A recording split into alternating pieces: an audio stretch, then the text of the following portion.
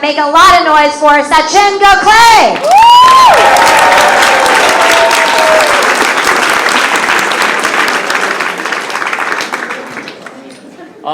Hey everyone, my name is Sachin Gokhale, and I know how sexy that sounds when I say it like that, right? Sexy AF, Sachin Gokhale. I mean, it makes James Bond sound like just a piece of raw meat, doesn't it? Just a juicy flank dressed in a tuxedo. So yeah, Sachin Gokhale, shaken and stirred. If these be identical twins, oh, I'm so having them both. Now I know what you're thinking. Clearly I love my name, and I do. I've loved it my whole life. I've never had any cause to feel crappy about it ever. Till about 6 months back when I moved to the US. What a coincidence.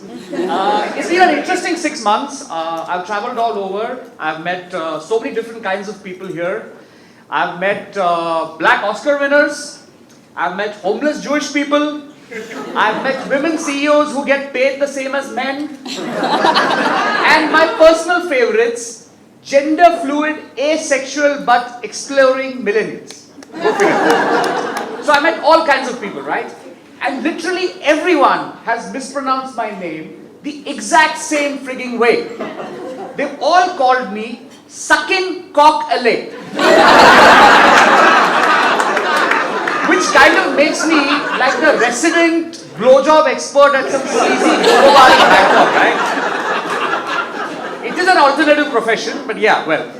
So you know, sometimes I think that the only thing that can really unite America today is the fact that everyone mispronounces my name. You know, I think Joe Biden should make my name his campaign slogan. It's the only chance he has of winning the Democratic nomination.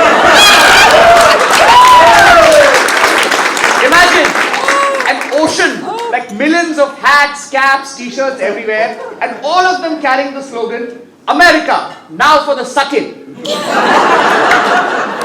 That's like a one-way ticket to the White House right there. So if anyone from Joe's entourage is here and if you're listening, hey, think about it. So you know, I was living in Dubai for about 10 years before I moved to the US, and Dubai is a crazy city, man. You know, they're obsessed with being the tallest, the longest, the largest, the fastest, and blah, blah, blah, right? The city holds over 220 Guinness records, including the world's first and only 7-star hotel, the Burj Al Arab. You know the building, it looks like a clitoris posing for a picture saying, hey yo, this is my good side. So yeah, and for those of you who haven't been there, you know, it's exactly like visiting LA. Everyone's eating avocado toast and pretending to be somebody they're not. There are hookahs and tanning salons at every street corner. The last pair of real breasts was spotted in maybe 1987. And every time a local celebrity gets into a helicopter, their assistants are like, gee, I wonder if I'll still have my job tomorrow. Yeah, that's Dubai. I don't make the rules. So yeah, I've lived there for 10 years and it was one hell of a ride. So you know, ever think that all of us have these really special moments in our lives, right? When shit really happens, good or bad, when the course of our life really changes. I've had a few of those, I've been lucky. Like the first time I fell in love. You know, I was 16, she was my high school girlfriend, and we were soulmates, man. We were like inseparable. You know, we had planned our whole lives together. A beautiful home by the beach, 3 kids, 2 dogs, bonfires and music every night, and some really intense sex with the sound of waves crashing in our ears, right? It was perfect. It was perfect. Until the day I caught her cheating on me with my best friend, who was also her cousin. And they were doing a thing that she would always refuse to do with me. And it didn't seem to be hurting at all. She seemed to be really having a good time. She was having like a classic Meg Ryan moment, you know, like a kind of thing. Oh man, what a memory. I was heartbroken. I was shattered, but I knew I had to be strong, right? So obviously I broke up with her, obviously, duh.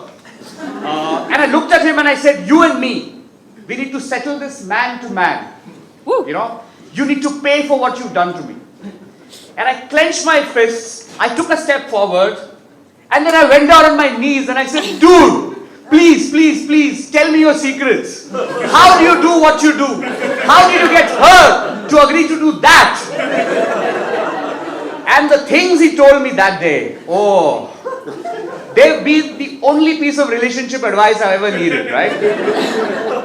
And it's been one great ride. The women have never complained, my friends. Oh, it's all been good. So that sick, incestuous fuck came into my life, slept with my girlfriend, and changed my life forever. That's it for me, ladies and gentlemen. Give me a round of applause. Thank you so much.